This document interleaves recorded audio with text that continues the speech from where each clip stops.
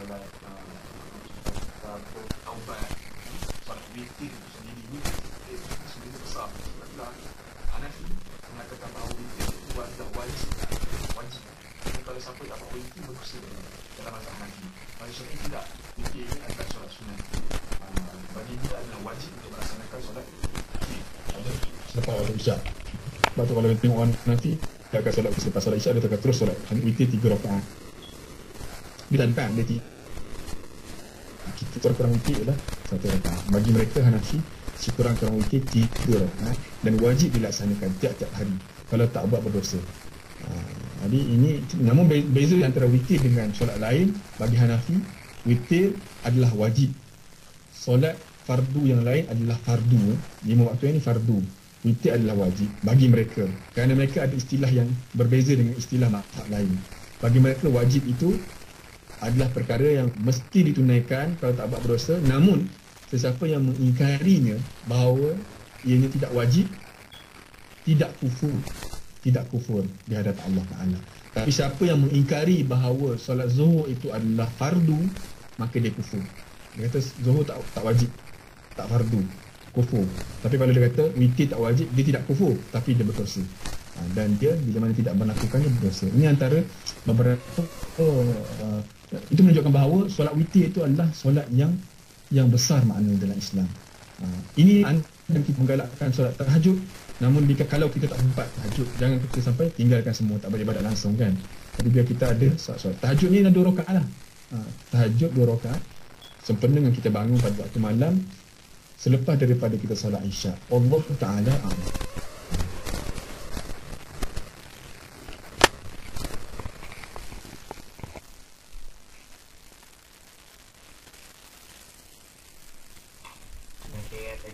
Walaupun tadi kurang dengar sikit tapi saya rasa dia punya fikir penting tu dapat didengar ni.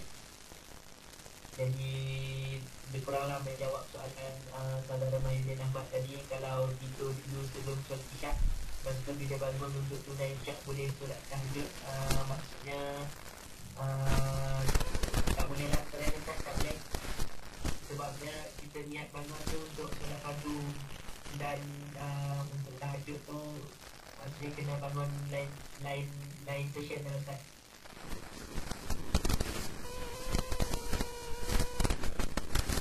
Kerana tidak nolak lah ada setengah pendapat yang, dan itu bukan pendapat yang masyhur dengan mazhab bahawa ini boleh saja untuk solat walaupun dah bangun tidur lepas sembahyang Isyak lagi, sembahyang Isyak dia sembahyang lagi. Namun itu tidaklah, lebih baik kita keluar daripada khilaf ulama yang ada, kita ambil yang lebih baik sebab kita nak bagi baik.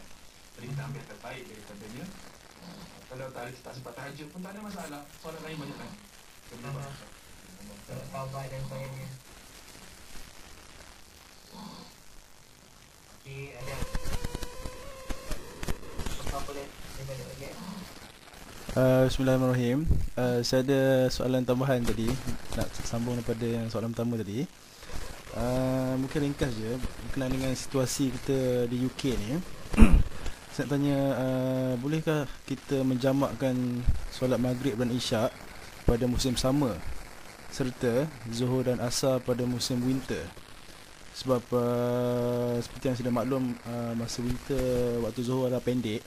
Saya tak pasti apa hukumnya kalau kita contoh macam student ada kelas dan sebagainya. So kalau dia tak jamak, takut dia tertinggal semayang macam ni. So nak minta Ustaz ulas. Terima kasih. Baik. Permasalahan ini dibahas oleh para ulama. Di antara ulama yang membenarkan untuk jam salat harus hajat dan juga Syekh Al-Imam Al-Qaradawi itu minoriti di negara bukan Islam. Dia membahaskan tentang di sana ada beberapa fatwa sahabat dan pendapat agama yang mengharuskan jamak salat tanpa musafir dan tanpa hujan, berdasarkan kepada hadis yang diriwayatkan oleh siapa diriwayatkan dalam Sahih Muslim, saya ingat satu perawi ini, namun diriwayatkan dalam Sahih Muslim tentang bagaimana Nabi berjamak walaupun tidak hujan pun tidak bermusafir. Namun demikian, pendapat yang kalangan ulama daripada dua mazhab berbagai mazhab yang ada melihat bahawa jamak ini adalah bukan semaknya dalam dia rukhsah.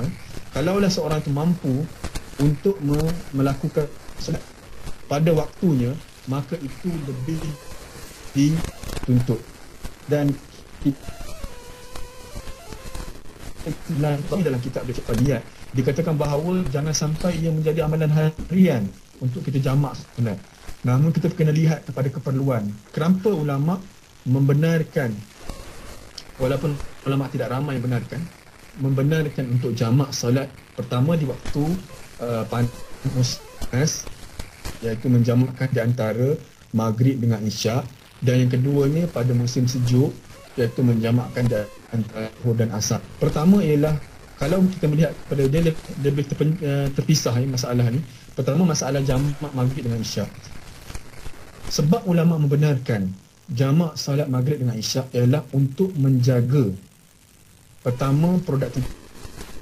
Maksudnya dilihat bahawa orang Islam kalaulah disuruh solat isyak dan waktunya juga hampir-hampir subuh ataupun waktunya di pertengahan malam, menyebabkan kita susah untuk mengatur tidur kita, untuk kita berkhidmat dan bekerja pada siang harinya, maka dibenarkan untuk diawalkan isyak itu ke waktu maghrib untuk dijamak. Bukannya maghrib pergi ke waktu isyak, dijamak sebelum subuh.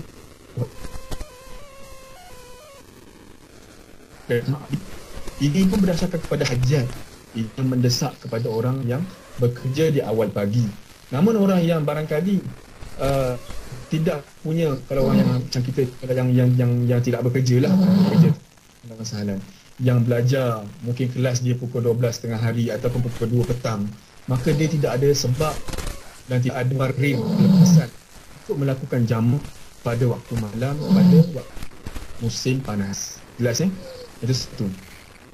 Yang kedua ialah pada waktu musim sejuk seperti yang kita hadapi sekarang, iaitu siangnya begitu pendek, kelas kadang-kadang 2 jam dan dia merentasi waktu zuhur dan asar tanpa kita mampu untuk melakukan solat tadi di waktu yang ditetapkan.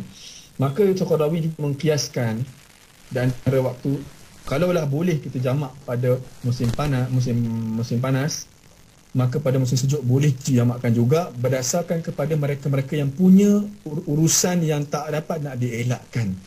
Jangan hanya kerana bila kita ada 15 minit, 20 minit, kita ada maksud waktu tu tapi kita kata tak apa, boleh jamak, kita pun jamak. Tak. Bagi orang yang memang tidak ada waktu langsung untuk solat, maka mereka ini dibenarkan untuk jamak zuhur dengan asar supaya mengelakkan mereka daripada tidak solat langsung ataupun meninggalkan salah satu solat yang ada.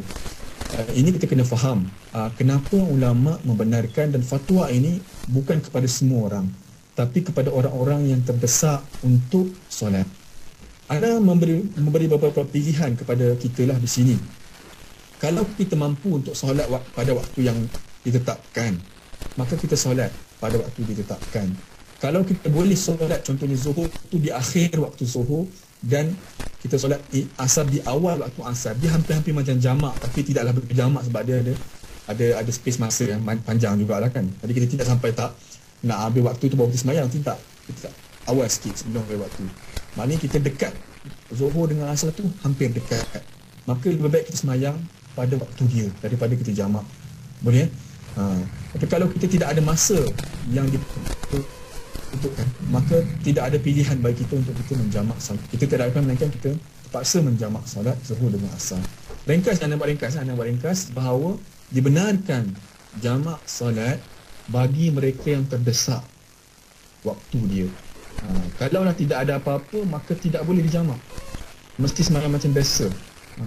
Jangan kita jadikan alasan hari ini kita boleh kata sempena musim sejuk kita boleh jamak. Tidak. Bukan kerana musim sejuk tu, kerana masalah yang dihadapi oleh orang Islam itu dijamak.